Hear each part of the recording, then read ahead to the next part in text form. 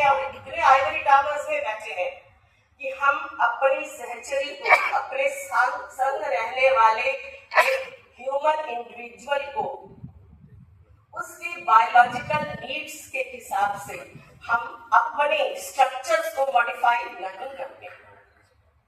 तो मेरे ख्याल में हमारा समाज उस दिन जेंडर सेंसिटाइज होगा, उस दिन ह्यूमन इंडिविजुअल मनुष्य अस्मिता को प्राप्त होगा, जिस दिन वो मॉडिफिकेशन करके सिर्फ भाषणबाजी नहीं करेगा, वह व्यवहारिक जगत में भी, दैनंदिन जीवन में भी वह इन सारी की सारी मॉडिफिकेशन को, आर्टिफिशियल को लेकर है। ये यूं ही है कर्टन रेजर। और आप जानते हैं जो कर्टन रेजर, द मंकीज पॉ, ये सबसे बहुत बड़ा कर्टन रेजर रहा है, मंकीज पॉ। तो नाटक का मंच तैयार नहीं हुआ तो यूं ही ऑडियंस का ध्यान बांटने के लिए एक छोटा सा प्ले कर दिया गया मंकीज पॉ, और वह कर्टन रेजर वह पूरे के पूरे कार्यक्रम पर भारी पड़ा। तो फिर से अभिवादन मंच पर और सभागार में उपस्थित साथियों, समय बहुत हो गया है। अंतिम वक्ता के लिए उसको झेलना सबके लिए बहुत मुश्किल होता है, लेकिन अंतिम वक्ता ये कह नहीं सकता कि समय हो गया तो चलो मुझे छोड़ दो, उसे भी बोलना पड़ता है।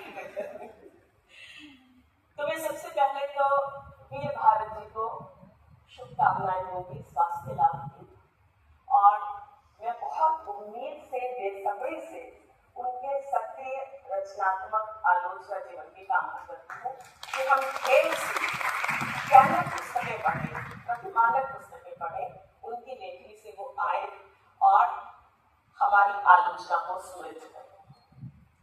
मैं आभार प्रकट करूंगी, बस आखिरी आभार, क्योंकि समय नहीं है, मैं बहुत तेजी से शताब्दी की गति से जाऊंगी, रॉकेट की गति से चलूंगी।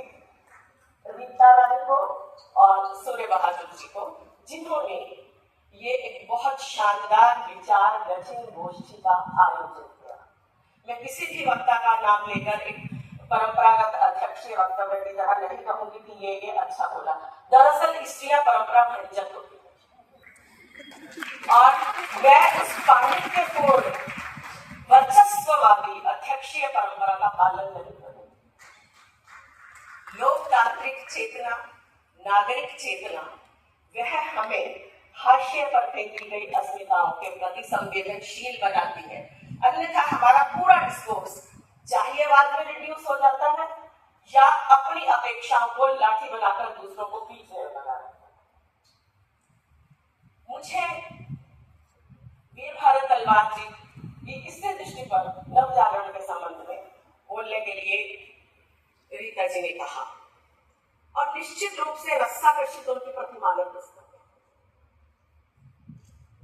बेशक इतिहासकारों ने, समाजशास्त्रियों ने और पॉलिटिकल चिंतकों ने भारतीय नव जागरण के विविध संदर्भों को उनके अंतर विरोधों समेत उभारा, लेकिन हिंदी में पहली बार उन्होंने वो सारी की सारी समाजशास्त्रीय, ऐतिहासिक रिसर्च को न केवल कंपाइल किया बल्कि उनको एनालिटिकली भी देखा। और मुझे सबसे अच्छी बात यह लगी, और मुझे अभी पता चला पृष्ठभूमि का, क्योंकि मैं व्यक्ति पर बल नहीं देती, मैं इसके कृतित्व पर बल देती हूँ, तो मुझे नहीं पता था वीर भारत जी का संबंध कभी पंजाब से भी जुड़ा हुआ। लेकिन इस पुस्तक में रस्साकशी में जो पंजाब की को एक बाइनरी बनाकर उत्तर भारत, पश्चिमोत्तर प्रांत, युक्त प्रांत के साथ जोड़ा है। हम हमेशा पढ़ते रहे हैं बंगाल, महाराष्ट्र वर्सेस हिंदी पढ़ते, लेकिन यहाँ इन्होंने एक तीसरा एलिमेंट जोड़ा, पंजाब। और मैं चूंकि पंजाब की बेटी हूँ, मेरी जड़ें, मेरी संस्कृति, मेरा पालन पोषण, मेरी दृष्टि सारी की सारी पंजाबी संस्कृति से आई है, तो मैं समझती हूँ कि यह भारतेंदु योगीन या वो हमारे नव जागरण के अंतर विरोध कितने ज्यादा वर्णाश्रम व्यवस्था को पोषित कर रहे हैं, कितने ज्यादा वो कम्युनल सोच को बढ़ावा दे रहे हैं, और कितना ज्यादा वो कट्टरतावाद, शुचितावाद को लेकर वो स्त्री को ऑब्जेक्ट ऑफ प्लेजर बना रहे हैं। जबकि पंजाबी संस्कृति, जैसा वीर भारत जी ने अपनी पुस्तक में बार बार कहा है कि क्यों दयानंद जो गुजरात से आए थे उनकी स्वीकृति पंजाब में हुई और क्यों हिंदी पट्टी में नहीं? क्यों थियोसॉफिकल सोसाइटी का जो मंत्र तंत्र टोने वाला प्रपंच था वह तो हिंदी पट्टी में स्वीकृत हो गया, लेकिन ब्रह्म समाज की स्थापना यहाँ पर नहीं आई? क्यों ऐसा हुआ कि ईश्वर चंद्र विद्यासागर जब बैक्यूम कॉलेज की स्थापना करते हैं और उसकी गाड़ियां जब पूरे कलकत्ता गांवों में भी दौड़ती हैं और इससे शिक्षा का वो एक तरह से वो लाइव प्रोपेगेंडा वो कर रही है अपने पैम्फलेट्स जो उस पर लिखा हुआ है, तो उनकी शिक्षिता अंग्रेजी शिक्षिता स्त्रियों को भारतेंदु वजीफे तो देते हैं, लेकिन क्यों भारतेंदु अपने द्वारा चलाए गए स्कूल में वह सारा का सारा पाठ्यक्रम नियोजित नहीं करते हैं? क्यों उसे प्लान नहीं करते? क्यों भारतेंदु ये कहते हैं कि स्त्रियों को पढ़ाइए, लेकिन उस चाल से नहीं जिस चाल से लड़कों को शिक्षा दी जाती है? इससे उनका उपकार होने की बजाय अपकार होगा। तो क्या हम यह मानकर चले कि हमारा नवजागरण इस स्थापना को 21वीं सदी तक लेकर आ रहा है, जो कि लेकर आ रहा है कि स्त्रियां और पुरुष दोनों की बायोलॉजिकल स्ट्रक्चर ही फर्क नहीं होता, ये बुद्धि भी स्त्रियों के पास नहीं होती, मानसिकता भी नहीं होती, ब्लाइंड फोल्ड लेकर चलती है और उन्हें वही कहना चाहिए जो पुरुष उनके निमित्त उद्बोधन करते हैं। तो मुझे यह बहुत अच्छा लगा कि इन्होंने अंतर विरोधों को बहुत सलीके से पंजाब के एक अतिरिक्त आयाम के साथ उद्घाटित किया है। और हम जानते हैं कि पंजाब सिर्फ नवजागरण के दौरान ही उपेक्षित नहीं हुआ। बेशक हम सिंधु घाटी सभ्यता पर गर्व करें जिसके तमाम अवशेष हमें पंजाब में ही दिखाई पड़ते हैं, जो पाकिस्तान में पंजाब चला गया, लेकिन हम जिस ब्राह्मणिकल ऑर्डर को मानते हैं वह brahmanical order eastern UP, Bihar और इसी हिंदी पट्टी में शामिल हुआ है, जो पंजाब को अछूत मानता रहा। और वही सेंटीमेंट आज ट्रांसफर होकर हम तक आया है कि जब पंजाब का किसान कोई आंदोलन करता है, जब वह अपनी कोई वाजिब आवाज उठाता है, हम उसे खालिस्तान के साथ, हम उसे आतंकवाद के साथ जोड़कर उस पर ध्यान नहीं देते हैं। तो यह हम कौन से नवजागरण से संस्कार लेकर कौन से नए भारत का स्वप्न हमने लिया और कौन सा नया भारत खड़ा कर रहे हैं, जो स्त्री और पुरुष के बीच में, दलित अस्मिताओं और सवर्णवादी अस्मिताओं के बीच में क्षेत्रवाद को पल्लवित पुष्पित करके हम वैमनस्य के बीज बो रहे हैं। आज सुबह मेरी अनुज से बात हुई ब्रेकफास्ट टेबल पर। हम जिस गंगा जमुनी तहजीब की बात करते हैं पंजाब उसका जीवंत उदाहरण। मुझे पता ही नहीं था कि मैं सनातन हिंदू हूँ। मैं गुरुद्वारा जाया करती थी अपने बचपन में, पीर की मजार पर मैं अभी भी जाती हूँ, मेरा सिर श्रद्धा से झुकता है। हम हरियाणा में रहे हैं, नारनौल एक जगह है, वहां पर हमारे घर के बिल्कुल पास एक मस्जिद थी। हम लोग मस्जिद में, लड़कियों को प्रवेश नहीं था, लेकिन हम रोज मस्जिद में जाकर हम हाथ जोड़कर, मैं निजामुद्दीन की नौलिया की मजार पर और अमीर खुसरो की मजार पर हर साल जाती हूँ और मैं वहां बाकायदा यूं हाथ जोड़ती हूँ और मुझे किसी ने नहीं कहा कि हाथ नहीं जोड़ना है। मेरी अपनी संस्कृति उस संस्कृति से घुल मिल जाती है, संवाद का, मनुष्यता का और वैचारिक उदारता का एक पुल बनाती है, क्योंकि हम मनुष्य को उदार बने। तो एक तो मुझे ये सबसे अच्छी बात लगी इस किताब में। दूसरी सबसे अच्छी बात मुझे ये लगी सवाल उठाने, डिबेट। यह डिबेट करती है, हाथ में चाबुक लेकर फटकारती नहीं है, आह्वान करती है, आइए संवाद करते हैं। मुझे ये वाला दिखा, आइए आप बात कीजिए, आपको क्या लगा, फिर हम आगे बढ़ेंगे। जो हमारी भारतीय ज्ञान परंपरा है कि छल्ले में छल्ला डालकर, लूप में लूप, हमारा पूरा का पूरा उपनिषद संस्कृत साहित्य एक ने जो कहा उसकी स्थापनाओं से सहमति असहमति जताते हुए आप उसी में कुछ और जोड़ते हैं, एक दूसरा लूप डलता है, फिर आप तीसरा लूप डालते हैं, तो ज्ञान की एक अनवरत परंपरा चलती है। लेकिन हमने चाबुक फटकारना ऐसा शुरू किया है कि हम किसी की असहमति के प्रति इतने ज्यादा असहिष्णु होते हैं कि हमें लगता है मनुष्य हम है, दूसरा व्यक्ति कैसे हमारी जमीन को हथिया रहा है और उस समय हम ये भूल जाते हैं कि दरअसल जमीन हमने उसी दलित की, उसी आदिवासी की, उसी स्त्री की हत्या। सवाल उठाए हैं, वाजिब सवाल। भारतेंदु और सितारे हिंद के व्यक्तित्व की तुलना करते, प्रगतिशील है सितारे हिंद अपनी सोच में और रूढ़िवादी है भारतेंदु अपनी सोच में। भारतेंदु की रूढ़िवादिता मैंने भी अपनी किताब में उनके उदाहरणों से बहुत जुटाई है।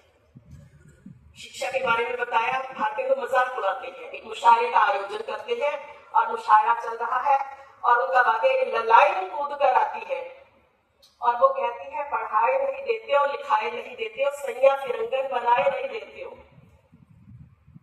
और फिर वो कहती है कि मैं ये मिट्टी मिट्टी से नहीं नहाऊंगी, मेरे लिए भी खुशबूदार साबुन लाओ। यानी यह उस स्त्री की जघन्य मांग है। मानवीयता की मांग उस समय के ब्राह्मणिकल डिस्कोर्स में जघन्य मांग समझी गई। बहुत से उदाहरण है। स्त्रियां विधवा विवाह करें ठीक है, लेकिन ना करें तो पुण्य होता है। नील देवी में सती स्त्री आत्मदाह, सती की अवधारणा को बहुत ज्यादा बल दिया गया है। तो यह क्या मैं एक और उदाहरण दूं भारतेंदु को, केसरी हम क्यों वो सब थोड़े किशोरीलाल गोस्वामी का एक उपन्यास है रजिया सुल्तान। उसमें क्योंकि रजिया मुस्लिम स्त्री है, एक तरफ नील देवी वो हिंदू स्त्री है, उसमें सतीत्व की वंदना की जाती है। रजिया सुल्तान को नायिका बनाया जाता है, लेकिन उसे उच्छृंखल व्यभिचारिणी क्रूर स्त्री के रूप में दर्शाया जाता है, जिसे राजकाज से तो मतलब ही नहीं, वो तो याकूब के प्यार में पागल है। और क्योंकि याकूब किसी और से प्रेम करता है, तो वह अपनी उस सखी को जिससे वह प्रेम करता है, वह उसका कितना शारीरिक मानसिक अमानुषिक ढंग से उसका शोषण कर रही है, उसको यातना दे रही है। यह हमारे उस समय का लेखन है। और मैं जब इस लेखन को इन सवालों को लेती हूँ, तो इसके बाद मुझे वीर भारत जी का एक और सवाल याद आता है कि क्यों हमने भारतेंदु को केंद्र में रखा हमारे हिंदी साहित्य इतिहास में। निश्चित रूप से मैं रामचंद्र शुक्ल जी का नाम लेना चाहूंगी, क्योंकि शुक्ल वर्णाश्रम व्यवस्था और पितृसत्ता का पोषण करने वाले बहुत बड़े रचनाकार हुए। चाहे उनकी 11 वर्ष का सपना कहानी आप पढ़ लीजिए, वो गार्हस्थ्यिक प्रेम की अवधारणा पर चलते हैं, स्वच्छंद प्रेम, इसलिए प्रसाद उनको कभी प्रेम नहीं। और उसने कहा था कहानी को इसलिए उन्होंने आसमान पर बिठाया है क्योंकि वहां पर अपने पति और बच्चे को बचाने के लिए सूबेदारनी लहना सिंह से कुर्बानी मांगती है। हालांकि इसमें से मैंने बहुत डिटेल में भी लिखा है, बहुत से झोल है। अरे 25 साल बाद माँ अपने बेटे को नहीं पहचानेगी जिसकी दाढ़ी मूंछ आ गई, केश आ गए, और सूबेदारनी ने कैसे पहचान लिया? वो तो इंटरनेट का जमाना भी नहीं था, फोन भी नहीं होते थे, चिट्ठी पत्री भी नहीं होती। और उसके बाद वो कह रही है कि किनकी रक्षा करना। वो तो कहानी में हमारे लिए बहुत अच्छी स्थिति है कि वो कुंवारा है, उसकी पत्नी और बच्चे होते, तो वो क्या करता? कहानी का पाठ क्या सिर्फ वही होता है जो कहानीकार ने लिख दिया है, रच दिया है कुछ पन्नों में? असल में वो ब्लफ है, वो एक लॉन्चिंग पैड है। उसके बाद ये जो हमें लिखना है उससे पाठक उपभोक्ता नहीं है, पाठक सहसर्जक है। पाठक अपने समय की अनुगूंजों को पूरी ऐतिहासिक चेतना के साथ देखता है। मुझे सबसे अच्छी बात इसीलिए इस पुस्तक की रसाकशी के स्त्री जागरण, इस नव जागरण और स्त्री प्रश्नों को लेकर लगी कि वीर भारत जी एक इतिहास चेतना संपन्न आलोचक है। इतिहास चेतना का मतलब इतिहास में अवगाहन करना नहीं। इतिहास चेतना का मतलब है जो सुविधा के लिए हमने 3 कालखंड विभाजित किए हैं, उन 3 कालखंडों के इंटेग्रिटी को, इंटेग्रल सूत्रों को पहचानना, अतीत की वर्तमानता को पहचानना, और जिस वर्तमान के क्षण में हम बैठकर विश्लेषण कर रहे हैं उस वर्तमान के भीतर उसे दूषित करने वाली तात्कालिकता को पहचानना। वर्तमानता का मतलब ये नहीं जो हमारे सामने घट रहा है, वर्तमानता जो हमें परंपरा को रिव्यू करने का एक संतुलित समग्र मानवीय विवेक संवेदनशील बोध देती है। और तात्कालिकता, जब हम छोटी छोटी आइडेंटिटी ग्रुप्स में बढ़ जाते हैं, मेरा परिवार, मेरा कबीला, मेरा क्षेत्र, मेरी संस्कृति, मेरी प्राथमिकताएं, मेरी विचारधारा, आइडियोलॉजी, तो यहाँ हम तात्कालिकता में धंसकर सिर्फ और सिर्फ अपने लिए उपभोग के क्षणों को लंबा करना चाहते हैं। वीर भारत जी ने तात्कालिकता में के प्रवाह को छिन्न भिन्न करते हुए उस अतीत की परंपरा को पकड़ा जो सितारे हिंद तक आती है, जो एक प्रोग्रेसिव सोच को दर्शाती है। और इसीलिए बार बार वो समाज को विभाजित करने वाली, स्त्रियों को पराधीन बनाने वाली, एक ब्राह्मणवाद को पुनर्जीवित करने वाली, हिंदू मुस्लिम के बीच में खाइयां खोदने वाली मानसिकता का वो विरोध करते हैं। और मैं हमेशा ये मानती हूँ कि भारतेंदु वही सब लिख रहे थे जो बंकिम चंद्र चटर्जी ने आनंद मठ में रचा है, और जो आनंद मठ हमारे समय की धड़कन बन गया है, जो एक चैलेंज है, एक चुनौती है, यदि हमें मनुष्य के तौर पर जिंदा रहना है। एक और बात, हमें इस सवाल पर भी विचार करना होगा, इस पुस्तक से भी आगे जाकर, क्योंकि मैं मानती हूँ कि जैसे वीर भारत जी के लिए पूरा नवजागरण और उसके लेखक दोनों टेक्स्ट थे। लेखक की सत्ता से आतंकित नहीं होना चाहिए। लेखक अपने टेक्स्ट की तरह हमारा इन्वेस्टिगेशन पॉइंट है। उसी तरह से जब एक आलोचक अपनी रचना रचता है, तो वह अपनी रचना में जो कुछ रच रहा है वह स्वयं उसकी रचना और स्वयं रचना का वह भी हमारा इन्वेस्टिगेटिव पॉइंट। तो इसीलिए यहाँ एक प्रश्न हमें, अब आने वाली पीढ़ियों को इस प्रश्न का जवाब देना है कि क्यों हिंदी नवजागरण, जो उन्होंने सवाल उठाया है कि क्या ये वास्तव में हिंदी नवजागरण है। हम इसे नवजागरण का नाम तो देते हैं, लेकिन क्या वास्तव में ये नवजागरण है या ये पुनरुद्धार है ब्राह्मण संस्कृति का। और हमें यहाँ इस सवाल को जोड़कर इन्वेस्टिगेट करना है, और कर भी रहे हैं लोग बात, कि क्यों ऐसा हुआ कि यूरोप का एनलाइटनमेंट मूवमेंट वह तर्क, रीजन और तमाम तरह की ऑर्थोडॉक्सी को धक्का बताकर अपने आप को लिबरेट करने की कोशिश है, वह इंट्रोस्पेक्शन कर रहा है। और हमारी आज की परंपरा में इंट्रोस्पेक्शन गायब है, और दुर्भाग्यवश आलोचना भी गायब हो गई। अगर आप इस खेमे में हैं और दूसरा व्यक्ति आपसे भिन्न होकर अपनी बात रख रहा है आलोचनात्मक ढंग से, आप उस पर मुष्टि का प्रहार करते हैं, कशा प्रहार करते हैं, और आप उसे अदृश्य कर देते हैं। आप उसके बारे में गलत बातें प्रवाद के रूप में फैलाते हैं। आप किसी एक कमजोर रचना के माध्यम से उसका आकलन करने की कोशिश करते हैं। तो यह हमें देखना है कि हम अपने समय के सजग प्रहरी हैं, सर्जक प्रहरी हैं, या हम लोकतांत्रिक चेतना से संपन्न नागरिक हैं।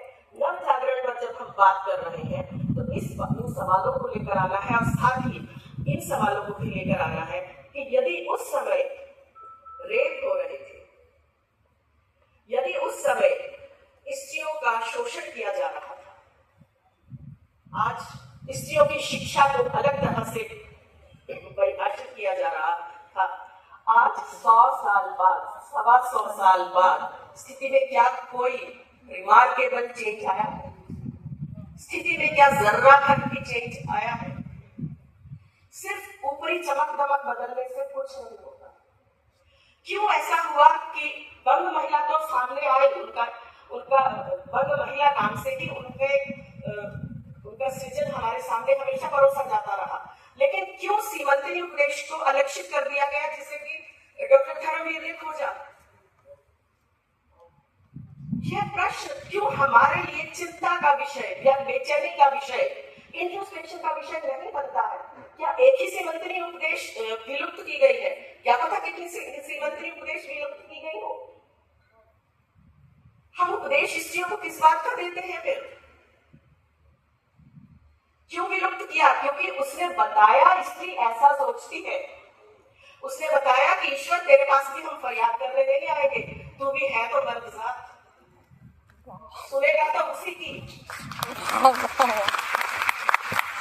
क्यों अलक्षित कर दी गई, क्यों जमींदोज कर दी गई ये रचना? क्योंकि यह रचना पितृसत्ता को, उसके पैरोकार पुरुष को कटघरे में खड़ा करती है, और कोई भी कटघरे में खड़ा नहीं होना चाहता जो कि सामंतवादी, वर्चस्ववादी, अधिनायकवादी मानसिकता से ग्रस्त। भारतेंदु की हम बात करते हैं, हम क्यों मल्लिका देवी की बात नहीं करते उनके कंट्रास्ट के रूप में? उन्हीं के समय में जाकर उन्हीं की धर्मगृहीता। ये धर्मगृहीता क्या है? रखेल के लिए गढ़ा गया एक सुंदर सा शब्द। तो क्या आप स्त्री का रेप करके उसके ऊपर मखमल की चादर उठा देंगे तो आप बहुत सुकृत्य कर देंगे? मल्लिका देवी कुमुदिनी में लिखती है, भारतेंदु का मैंने विधवा विवाह के लिए बताया कि उन्होंने क्या लिखा। मल्लिका देवी लिखती है, उनकी जो कहानी है उसका उपन्यास छोटा सा है, उसका प्रारंभ ही प्रेम विवाह से होता है। बताइए, गजब कर दिया। हरियाणा में होती तो खाप पंचायत उसको मार डालती 21वीं सदी में, और वो तो 1880 के दशक में लिख रही थी। दूसरा, एक करेला दूजा नीम चढ़ा, कई करेले चढ़े यहाँ। दूजा ये चढ़ा कि अंतरजातीय विवाह करा दिया, और तीसरा करेला ये हुआ कि जो नायिका थी वो विधवा थी। सती क्यों ना हुई? हमारे भारतीय संस्कार तो ये कहते हैं। तो यहां, और चौथा करेला क्या हुआ जो ज्योतिबा फुले ने किया सत्यशोधक समाज की स्थापना के बाद? ब्राह्मणों की नो एंट्री, यज्ञ संस्कार, विवाह, शादी, मुंडन, नो एंट्री। कुमुदिनी में मल्लिका देवी ने नो एंट्री कर दी तमाम चीजों। दलित लोग, नौकर चाकर, वही नापित बनकर मोर ला रहा है, जो माली है वही कुछ और रस्म कर रहा है। तो यह एक जो बड़ा जनतंत्र है, जो अस्मिता विमर्श का जो उत्कर्ष हमें दिखाई पड़ता है, वो उस विस्मृत कर दी गई एक छोटी सी 1880 के दशक में रची गई रचना में है, जिसे हम ये कहते हैं कि स्त्रियां अभी कुछ भी नहीं करती। दूसरी बात, और मैं खत्म करूंगी, सूरज जी संकोच बोल नहीं रहे हैं, अपनी मर्यादाओं का पालन करना, हालांकि मुझे अच्छा लग रहा था बोलते हुए कि आज का जो स्त्री वाली लेखन है, विमर्श है, आलोचना है, यह आंदोलन धर्मी नहीं है। ये भारत जी भी कहते हैं, सब लोग कहते हैं। बहुत आसान होता है घर के पिछवाड़े में बंधी भेड़ कोई ऊन मूंद लेना, बकरी को दूध लेना, सिंपथी से उसके जरा चेन को थोड़ा बड़ा कर देना कि हम तो सिंपैथेटिक हैं, भाई तुम्हारे देखो मानवाधिकारों की रक्षा करें, तुम्हारे तो घूमने के लिए कितनी सारी जगह दे रहे हैं। लेकिन सिंपथी के साथ एक एम्पैथी चीज भी है। एम्पैथी का में जब सिंपथी नहीं, सिंपथी को डोमिनेट करती है संवेदना, और संवेदना में खुल जाती है तर्कशीलता, और तर्कशीलता में मिल जाता है विवेक संपन्न दृष्टिकोण। और जब मैं और तू हम मनुष्य बन जाते हैं, जिसे लाकान अपने साइको एनालिसिस में सब्जेक्टिव डेस्टिट्यूशन कहते हैं, कि मेरी जो सब्जेक्टिविटी है, मेरी जो इंडिविजुअल पहचान है, जब एक क्षणिक हो जाती है और मैं इंट्रोस्पेक्शन करके अपने अंदर झांकने लगती हूँ, मुझे वो दिखाई पड़ता है जो पितृसत्ता से, जो हमारी समाज सत्ता से, जो कानून से दीक्षित नहीं है, उसके भीतर एक तड़प है अपने आप को नए सिरे से निर्मित करने की, जो हमें अंधेरे में के उस व्यक्ति में दिखाई पड़ता है। तो यह एम्पैथी जो हमें बुद्ध में दिखाई पड़ती है, यह एम्पैथी क्यों हमारे आज भी तब से अब तक के 125 साल की इस बृहद साहित्यिक यात्रा में गायब हो गई है? और हम कहते हैं कि स्त्रियां यह नहीं लिखती, यह लिख ले तो वह नहीं लिखती, वह लिखे तो तीसरी तरह का क्यों नहीं लिखती। एक कविता भी मैंने लिखी थी, लेकिन मैं वो नहीं करूंगी। लेकिन यह एक स्त्री होकर हम लोग रोज बहुत ज़हीन ढंग से महीन ढंग से की जाने वाली हिंसा को किस तरह से झेलते हैं, इसका अनुमान शायद कोई नहीं लगा सकता। मैं एक उदाहरण देकर बताती हूँ। मुझे कुकिंग करना अच्छा लगता है, मैं कुकिंग करती हूँ। मेरा बहुत सा टाइम घरेलू कामकाज में खत्म होता है और मैं बता देती हूँ कि मेरा ये टाइम मॉर्निंग टाइम, प्लीज मुझे फोन मत करो, मैं गृहिणी होती हूँ, मुझे पता ही नहीं कि मैं पढ़ी लिखी भी हूँ। थोड़ा सा समय हो जाए तो मेरा दिमाग काम करेगा। अभी तो मैं अपनी माँ की तरह एक औसत अनपढ़ गृहिणी की तरह काम कर रही हूँ। तो वो कहते हैं, अरे क्या हुआ, कुक लगा लो, अरे क्या हुआ, कैसे बचा रहे हैं आप। यानी अपने मंतव्यों को दूसरे के इच्छा पर, व्यक्तित्व पर, प्राथमिकता पर, चिंतन पर, मूल्य दृष्टि पर आरोपित करना, ये छोटा सा उदाहरण है, यह हिंसा है। क्या स्त्रियां आलोचना के माध्यम से कोई आंदोलन पैदा नहीं कर सकती, या आंदोलन पैदा करने से के लिए क्या सिर्फ स्त्रियां ही लामबंद होती हैं? क्या विदेशों में या हमारे नव जागरण आंदोलन में क्या पुरुषों ने उन आंदोलनों का नेतृत्व करके स्त्रियों को वो आगे नहीं लेकर आए? वो कौन सा बिंदु था जब स्त्री और पुरुष अलग अलग हो गए? क्यों हो गए? क्या हमने कभी उपदेश देते हुए इस चीज पर गौर किया है? हम कहते हैं कि अस्मिता विमर्श यानी दलित विमर्श, स्त्री विमर्श, आदिवासी विमर्श, इनमें संवाद नहीं है, इनको संवाद होना चाहिए। मेरा एक सवाल है, अगर हम मुख्य धारा के पुरुष विमर्श को, पुरुष लेखन में से ये तीनों चीजें निकाल लें तो क्या बचेगा? सवर्ण भद्र वर्गीय पुरुष लेखन तमाम तरह के अधिनायकवादी, वर्चस्ववादी, ऊंच नीच, छुआछूत, वर्णाश्रम व्यवस्था के पोषक शक्तियों का अहंकारी समुच्चय। और ये जो तीन वर्ग बनाए हैं, ये तीनों वर्ग अपने अपने स्तर पर एक इंटरनल यूनिटी के साथ, वो दिखावा नहीं करना जरूरी, क्योंकि हम तीनों हाशिए की अस्मिताएं, प्रवंचित अस्मिताएं हैं, जख्मों से भरी हुई है। हम बाहर एक दूसरे के दिखावा करके जख्म नहीं चाटते, क्योंकि हमें इनाम नहीं मिलेगा। हम क्रूसिफाइड इंसानियत है। हम अपने अपने स्तर पर उन अंधेरों की पॉकेट्स को दिखाने की कोशिश करते हैं, जिसे सवर्ण भद्र वर्गीय पुरुष लेखन देखना नहीं चाहता।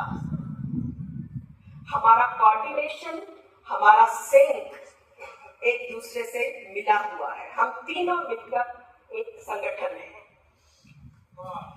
और अंतिम बात, रूम ऑफ वन जोन की हम हमेशा बात करते हैं, क्योंकि मैं ये मानती हूँ कि जैसे मैंने कहा कि मेरे लिए वो किताब भी टेक्स्ट है, और मैं उस सदी में जाकर उस टेक्स्ट को नहीं पढ़ूंगी। टेक्स्ट आएगी, टेक्स्ट में अगर दम है तो वो मेरे समय तक आएगा, उसे मेरे समय की आकांक्षाओं के अनुरूप खरा उतरना पड़ेगा, अन्यथा वह विस्मृति के गर्त में फेंक दी जाएगी। आज हम रूम ऑफ वन जोन की बात करते हैं। मेरे ख्याल अब वर्जीनिया वुल्फ का अपना कमरा सबने पढ़ा है। वह क्या आंदोलन क्यों बचे? वह तो एक लेक्चर था, पूरी तरह से एकेडमिक साहित्यिक लेक्चर था। तमाम तरह के अंग्रेजी के पुरुष और स्त्री रचनाकारों को, भिन्न भिन्न कालखंडों के स्त्री पुरुष रचनाकारों को कोट करते हुए, उनके लेखन की प्रवृत्तियों के माध्यम से समाज का मूल्यांकन करते हुए, संस्थाओं के स्वरूप की पड़ताल करते हुए वह एक निष्कर्ष तक पहुंचती। तो इसीलिए मुझे लगता है कि हमारे टूल्स, तीन तरह के टूल्स होने चाहिए, आलोचना के भी, लेखन के भी।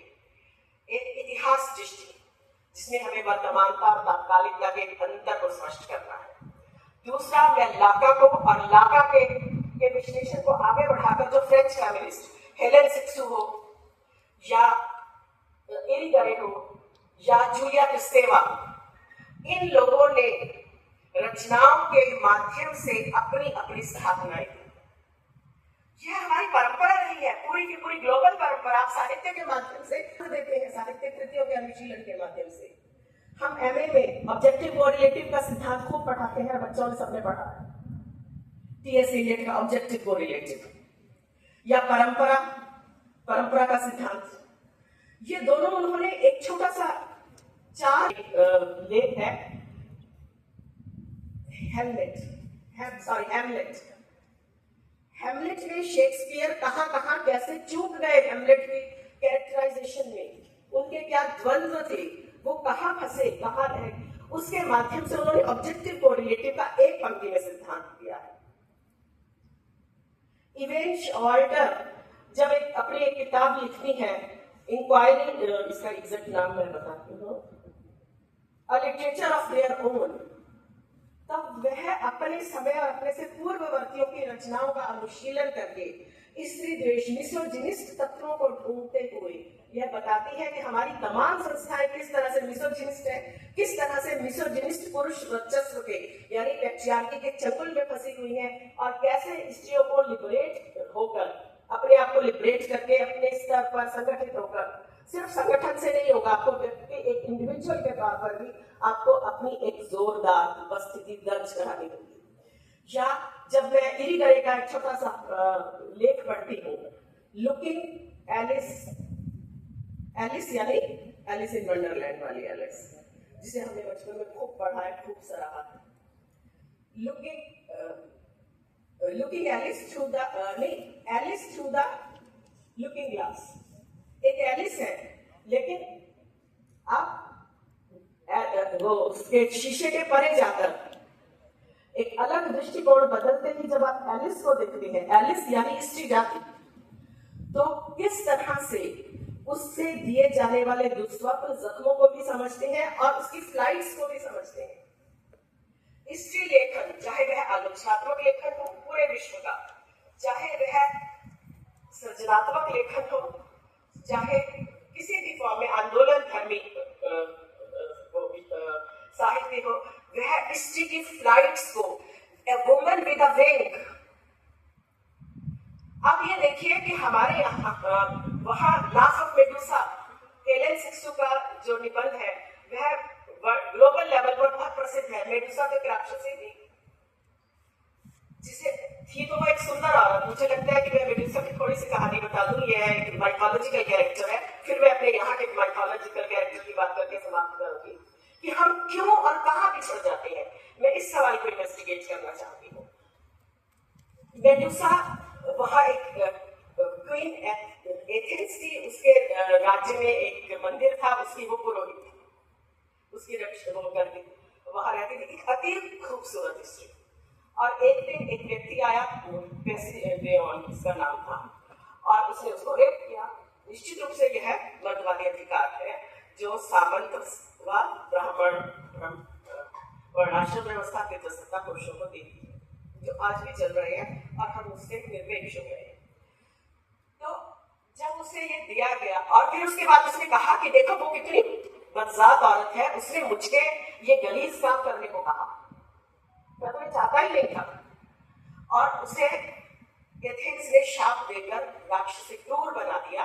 राक्षसी जो कि जिसके बाल जो थे, जो खूबसूरत, उसके बालों में सांप आ गए, उसके बालों के लटे सांप, आंखों में चिंगारियां। उसने अपनी मेहनत की, गर्भवती हुई, बहुत मेहनत की। हम जो आज पेगासस की बात करते हैं ना, वो पेगासस उसका पुत्र था। तो और एक दूसरा पुत्र जो कि सुनहरी तलवार थी, जिससे कि वो बंद कर देती थी। तो इन दोनों आंतरिक शक्तियों को उसने अपने अंदर से जो है अपनी आंख में इतनी ताकत भरी कि जो उसकी तरफ को दृष्टि डालता था वह पत्थर हो जाता था, सिंबॉलिक। और फिर किस तरह से पूरा का पूरा तंत्र मिलकर, पूरा व्यवस्था, सारी व्यवस्था के सारे तंत्र, सारी संस्थाएं मिलकर मेडुसा का वध करती है, क्योंकि उसकी आंख में आंख डालकर देखेंगे तो सब पत्थर बन जाएंगे। इसीलिए वो शील्ड लेते हैं, ढाल लेते हैं, चमकदार, उस ढाल में प्रतिबिंब आता है और फिर उस प्रतिबिंब में देखकर उसका गर्दन काट दी जाती है और उसे किले पर लगा दिया जाता है। और उसके बाद वो जो फ्रायड का जितना भी मिसोजिनिस्ट वो एनालिसिस है स्त्रियों को लेकर, वो उसी पर बेस्ड है। उनका भी द हेड ऑफ मेडुसा पढ़े तो अच्छा लगेगा कि हमारे ये फ्रायड महोदय क्या कहते थे। अब हमारे यहाँ हम अगर ये कहें कि शूर्पणखा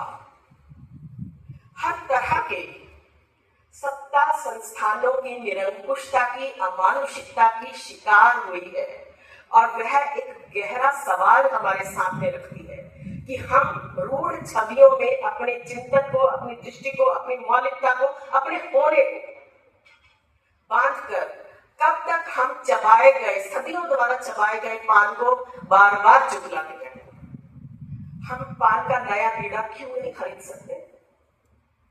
क्यों हमें जो हजारों सदियों हजारों सालों में जो चुगलाए हुए पान के बीड़े दिए हैं, हम उन्हीं को ही चबाते फिरे? खूबसूरत स्त्री शूर्पणखा, ब्राह्मण कन्या शूर्पणखा, अपनी पसंद से अपना वर चुनने वाली स्त्री शूर्पणखा, अपने भाई और कबीले का विरोध करके अपनी यौनिकता और अपने स्त्रीत्व की स्वतंत्रता का इजहार करती शूर्पणखा, एक पुरुष को के सामने विवाह का प्रस्ताव रखती शूर्पणखा। कौन सा कार्य घृणा योग्य है? कोई भी नहीं। आपको उसका प्रेम निवेदन स्वीकार नहीं है, आप बहुत शालीनता पूर्वक, भद्रता पूर्वक अपनी महान संस्कृति का परिचय देकर नकार सकते हैं। आप उसे शटलकॉक बनाकर, फुटबॉल कॉक बनाकर दोनों भाइयों के बीच में फेंकते हैं। उससे पूछ नहीं, उससे पूछ नहीं, वो करेगा नहीं, वो करेगा। ये क्या है? स्त्री के ऊपर की जाने वाली यौन हिंसा। फिर आप उसके नाक कान काट लेते हैं और उसके बाद भी आप हमारे आराध्य बने रहते हैं। स्त्री विमर्श, स्त्री लेखन, स्त्रीवादी आंदोलन सामाजिक सांस्कृतिक संरचनाओं का पुनरीक्षण करने वाला एक वैचारिक आंदोलन है। दुर्भाग्यवश उसे अपने साझीदार का साथ नहीं मिला है। साझीदार ऊंचे सिंहासन पर बैठकर फतवे दे रहा है। अन्यथा मैं यह मानती हूं कि कोई भी आंदोलन तभी सफल हो सकता है जब पूरा समाज एक ह्यूमन यूनिट होकर उसमें मुक्तिला होता है, अपने अपने अलग अलग भेदों को डिस्कार्ड करते हुए। तो खैर, वीर भारत जी ने अवसर दिया, उनकी रचना ने, और आप लोगों ने गोष्ठी के माध्यम से इन ज्वलंत सवाल जो 21वीं सदी तक आ रहे हैं और हमें एकेडमिक का नाम लेकर आज के सवालों से कभी बेखबर नहीं होना चाहिए। तो इन शब्दों के साथ शुभ दिन।